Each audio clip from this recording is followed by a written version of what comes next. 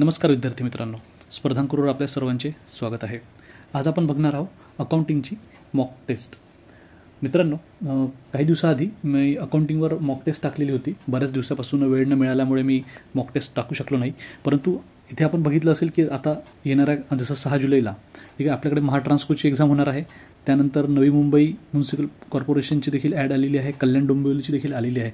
ह्या सगळ्या याच्यात अकाउंटच्या जागा आहे आणि त्याच्यात जे काही प्रोफेशनल नॉलेज आहे, म्हणजे जे अकाउंटवर जे काही क्वेश्चन येणार आहे त्याकरिता तुम्ही सर्वांनी अकाउंटची तयारी केलीच असेल. महाट्रान्सकोची तयारी तर तुमची अंतिम टप्प्यात आलेली असेल आणि आता जसा तुमचा अभ्यास झाला की नाही हे चेक करायला तुम्हाला आता मॉक टेस्ट सोडवून पाहणे किंवा त्याचा अभ्यास करणे हे अत्यंत गरजेचे आहे. तर मी वेळात वेळ काढून हा व्हिडिओ बनवण्याचा प्रयत्न केलेला आहे. तर नक्कीच तुम्ही हा व्हिडिओ बघा, कसा वाटला ते कमेंट करा, ठीक आहे. आणि तुम्हाला समोर कोणत्या टॉपिकवर व्हिडिओ पाहिजे, म्हणजे मॉक टेस्ट पाहिजे या जे क्वेश्चन आन्सर जे आहे ते कोणत्या टॉपिकवर पाहिजे हे तुम्ही कमेंट करून कळवू शकता. म्हणजे नेक्स्ट व्हिडिओ मी त्याच्यावर बनवेल. तर जास्त वेळ न घेता आपण सुरू करू. बघा, पहिला प्रश्न आहे की which of the following is not a type of expenditure. बघा, खालीलपैकी कोणता एक्सपेंडिचरचा प्रकार नाही आहे. Not a type of expenditure म्हटलं आहे. तर बघा, इथे 4 ऑप्शन आहे: deferred revenue expenditure, capital expenditure, fix asset expenditure आणि रेव्हेन्यू एक्सपेंडिचर.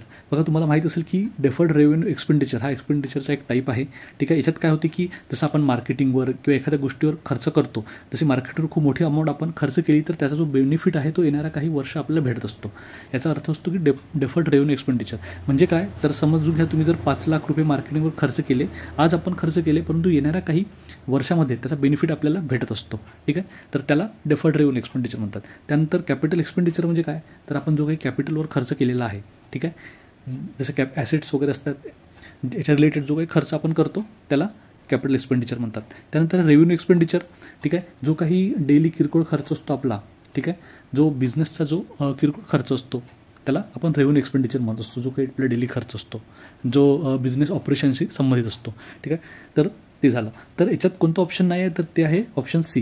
म्हणजे हे आपलं आन्सर आहे की फिक्स ॲसेट एक्सपेंडिचर नावाचा कोणताच असा खर्च नसतो. तर डेफर्ड रेव्हेन्यू एक्सपेंडिचर असतो, कॅपिटल एक्सपेंडिचर असतो आणि रेव्हेन्यू एक्सपेंडिचर असतो, परंतु फिक्स ॲसेट एक्सपेंडिचर हा असा खर्च कुठलाच नसतो, ठीक आहे. जो फिक्स ॲसेट एक्सपेंडिचर आहे त्यालाच आपण कॅपिटल एक्सपेंडिचर म्हणत असतो. म्हणजे फिक्स ॲसेटच्या रिलेटेड आपण जो खर्च करतो त्यालाच आपण कॅपिटल एक्सपेंडिचर म्हणतो. हे कन्फ्यूज करायला दिलं आहे. तर फिक्स ॲसेट एक्सपेंडिचर नावाचा असा खर्च नसतो, त्याच्यामुळे सी हे याचं उत्तर आहे. दुसरा प्रश्न आहे: the asset of a business are always equal to the total of its liabilities and capital, ठीक आहे. It's called. म्हणजे बघा, ॲसेट जे असतात, ठीक आहे, बिझनेसचा ॲसेट ह्या नेहमीच इक्वल असतात. कशाशी? कॅपिटल आणि लायबिलिटीशी, ठीक आहे.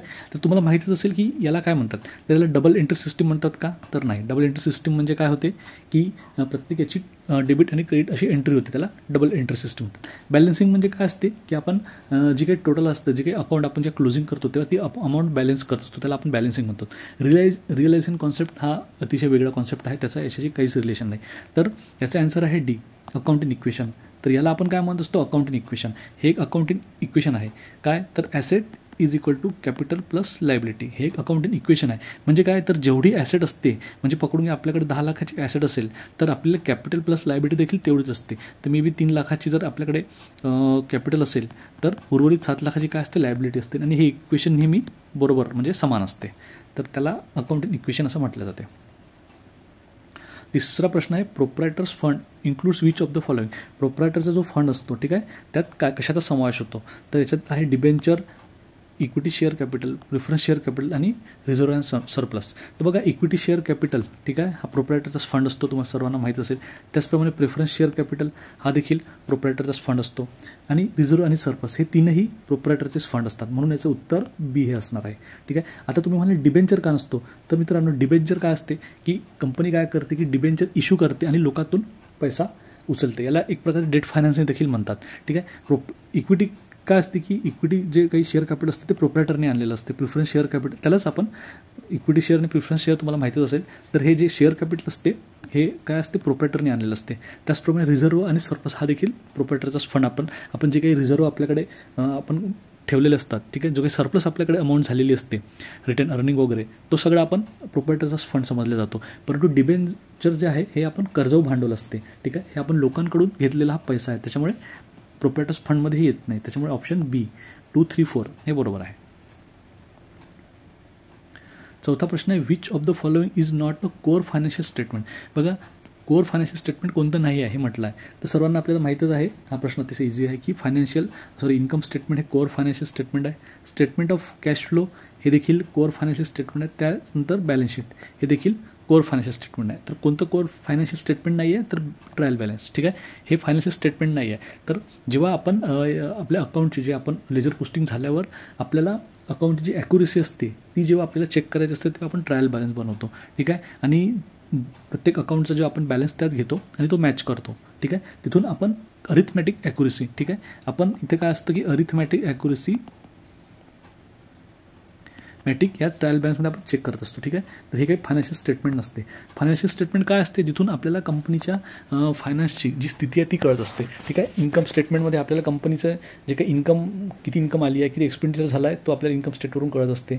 बॅलन्स शीटमध्ये कंपनीची काय आपल्याला पोझिशन कळत असते, फायनान्शियल पोझिशन काय आहे. ठीक आहे, त्याचप्रमाणे स्टेटमेंट ऑफ कॅश फ्लोवरून आपल्याला कंपनीकडे किती कॅश आली, कुठून आली आहे आणि कुठे गेली आहे हे कळत असते. त्याच्यामुळे हे तिन्ही स्टेटमेंट आहे आणि ट्रायल बॅलन्स हे स्टेटमेंट नाही आहे. Which of the following is not a type of overhead. बघा कोणता ओव्हरहेड नाही आहे.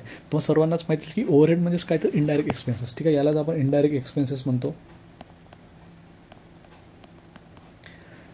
ठीक आहे, तर यापैकी कोणता ओव्हरहेडचा प्रकार नाही आहे. तर मी पहिले आन्सर सांगून देतो की मॅनेजमेंट ओव्हरहेड. ठीक आहे, ह्या प्रकारचा कुठलाच ओव्हरहेड नसतो, त्याच्यामुळे हे आपलं आन्सर आहे. आता मी उर्वरित ऑप्शन एक्सप्लेन करतो. बघा ऑफिस ओव्हरहेड म्हणजे काय होते की ऑफिसमध्ये जो काही इनडायरेक्ट खर्च होतो त्याला ऑफिस ओव्हरहेड म्हणतात. जसं प्रोडक्टमध्ये ऑफिसमध्ये म्हणजे जसं ॲडमिनिस्ट्रेटिव्ह ओव्हरहेड वगैरे असेल. ठीक आहे, ॲडमिनिस्ट्रेटिव्ह रिलेटेड जेवढे देखील खर्च असतात, ठीक आहे, जे डायरेक्ट इन्व्हॉल्व नसतात प्रोडक्शनमध्ये त्याला आपण ऑफिस ओव्हरहेड म्हणतो, म्हणजेच ते इनडायरेक्ट खर्च असतात. त्याचप्रमाणे सेलिंगशी रिलेटेड जेवढेही खर्च असेल, जसं सेल्स मॅनेजरची सॅलरी, ठीक आहे, किंवा सेलिंगसाठी वापरण्यात येणारी एखादी व्हॅन असेल, जे काही खर्च आलेला असेल किंवा मार्केटिंग एक्सपेन्सेस देखील आपण याच्याच ॲड करतो सेलिंगमध्ये. ठीक आहे, तर त्याला म्हणतात सेलिंग ओव्हरहेड, कारण की तो इनडायरेक्ट खर्च आहे. त्याच्यानंतर डिस्ट्रीब्युशन ओव्हरहेड. ठीक आहे, प्रोडक्ट बनल्यापासून तर प्रोडक्ट आपल्या एखाद्या म्हणजे एजन्सीमध्ये जातपर्यंत, म्हणजे प्रोडक्ट बनल्यापासून, ठीक आहे, तर ते प्रोडक्ट एखाद्या म्हणजे रिटेलरकडे जातपर्यंत जे काही डिस्ट्रीब्युशनचा जो काही खर्च येतो त्याला डिस्ट्रीब्युशन ओव्हरहेड म्हणतात. तर हे पण इनडायरेक्ट ओव्हरहेडच आहे, म्हणजे इनडायरेक्ट खर्चच आहे, म्हणून त्याला आपण ओव्हरहेड म्हणतो. म्हणजे काय, तर ऑफिस ओव्हरहेड, ठीक आहे, सेलिंग डिस्ट्रीब्युशन ओव्हरहेड आणि सेलिंग ओव्हरहेड आणि डिस्ट्रीब्युशन ओव्हरहेड. तर हे तीनही ओव्हरहेडचे प्रकार आहे. परंतु मॅनेजमेंट ओव्हरहेड असा कुठलाच प्रकार नाही आहे, कारण मॅनेजमेंटचा जो काही खर्च असतो तो आपण ॲडमिनिस्ट्रेटिव्ह ओव्हरहेड म्हणजेच ऑफिस ओव्हरहेडमध्येच आपण त्याला टाकत असतो, इथेच टाकतो. त्याच्यामुळे हा मॅनेजमेंट ओव्हरहेड नावाचा कुठलाच प्रकार नाही आहे. तर याचं ऑप्शन हेच आहे की इज नॉट अ टाईप म्हटलं आहे, तर मॅनेजमेंट ओव्हरहेड हे त्याचं ऑप्शन आन्सर आहे. Which ratio shows how many times a company has sold and replace inventory during a given period. बघा असा कोणता रेशो आहे जो आपल्याला हे दाखवतो की आपण जी काही आपल्याकडली जी काही इन्व्हेंटरी आहे, ठीक आहे, कंपनीची इन्व्हेंटरी असते ती आपण सोल्ड केली आहे आणि रिप्लेस केली आहे. म्हणजे आपण पकडून घ्या, एखादा आपण जसा प्रोडक्ट बनवला आहे, ठीक आहे, त्याला मार्केटमध्ये आपण सोल्ड केला आहे. त्यानंतर आपण काय करतो, पुन्हा तो प्रोडक्ट बनवतो आणि पुन्हा त्याला आपण सोल्ड करतो.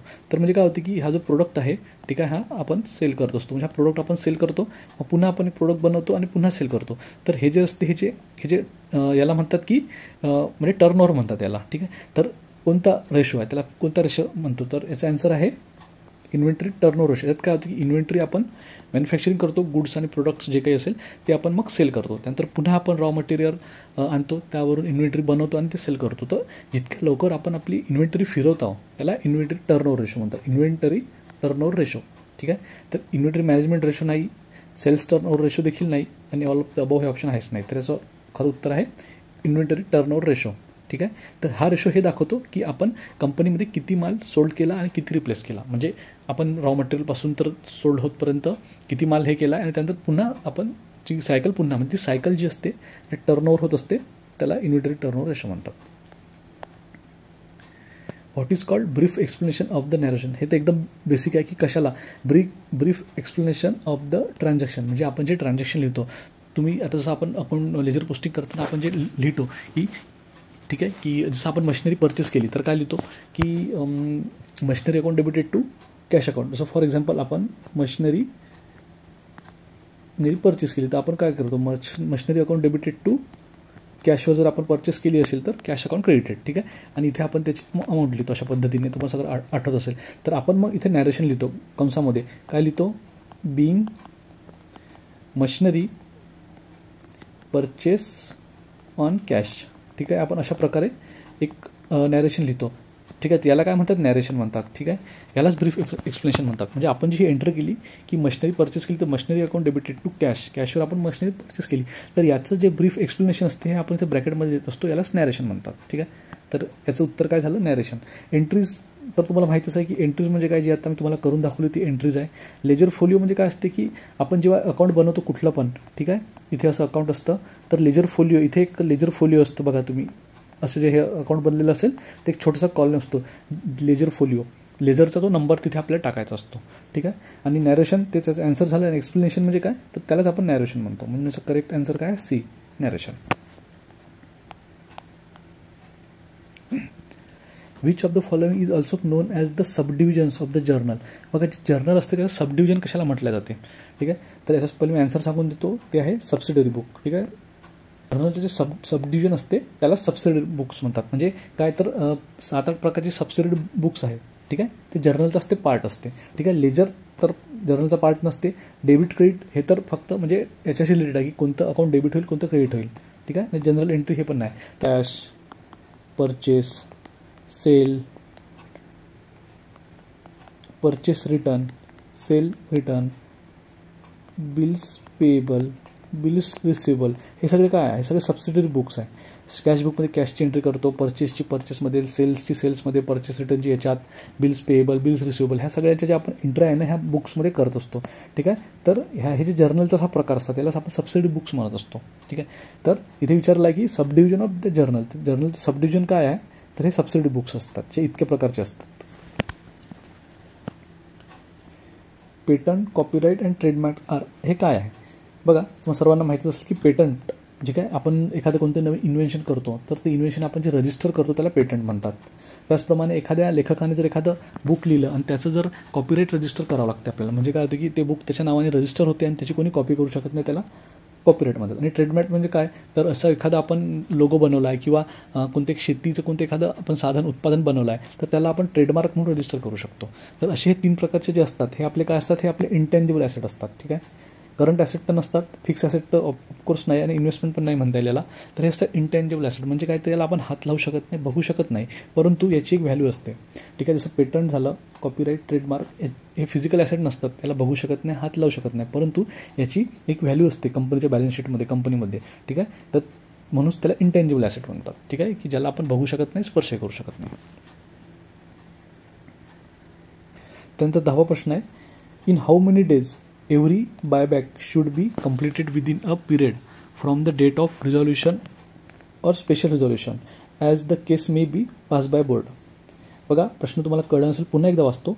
In how many days every buyback should be completed, म्हणजे बायबॅक कंप्लीट झाला पाहिजे within a period from the date of resolution और special resolution as the case may be pass by board, ठीक आहे.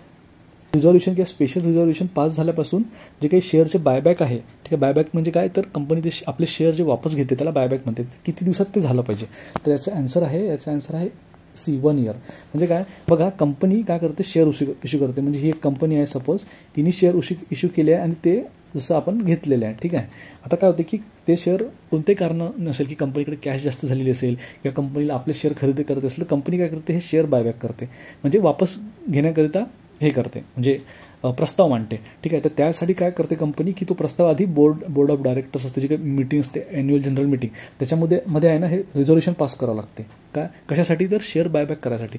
म्हणजे आता हे जे 5 लोक, म्हणजे हे जी बोर्ड मीटिंग झाली, ठीक आहे, याच्यात तर लोकांनी काय ठरवलं की आपण आपल्या कंपनीचे शेअर बायबॅक करायचे, ठीक आहे.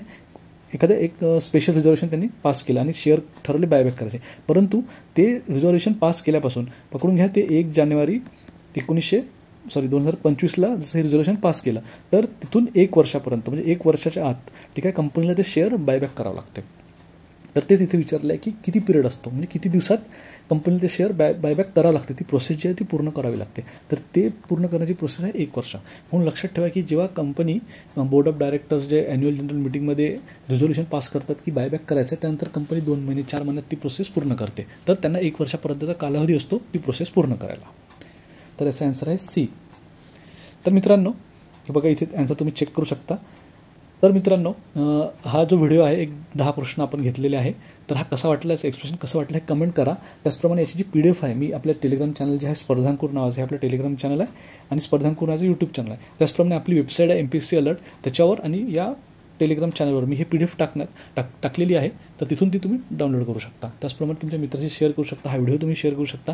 आणि नेक्स्ट व्हिडिओ तुम्हाला जे प्रश्न आहे, नेक्स्ट मॉक टेस्ट किंवा क्विज म्हणा, ते तुम्हाला कोणत्या टॉपिकवर पाहिजे ते तुम्ही कमेंट करून कळवू शकता.